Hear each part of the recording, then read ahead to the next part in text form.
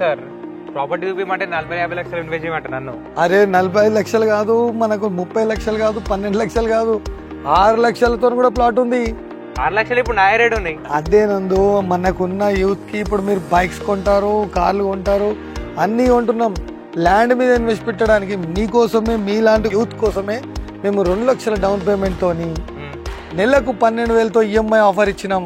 ఇదేంది, ఇది బండాకారా? ఇది ఈఎంఐ అంటే మీకు బ్యాంక్ తో పోతే ఇంట్రెస్ట్ పడుతుంది, ఇక్కడ బ్యాంక్ తో లేదు, ఏం లేదు, కంపెనీ కట్టుకోవచ్చు. నువ్వు 36 నెలలు కట్టుకున్నావు అనుకో, ల్యాండ్ ని సొంతం, అప్పటిలోపట డబుల్ అయిపోతుంది.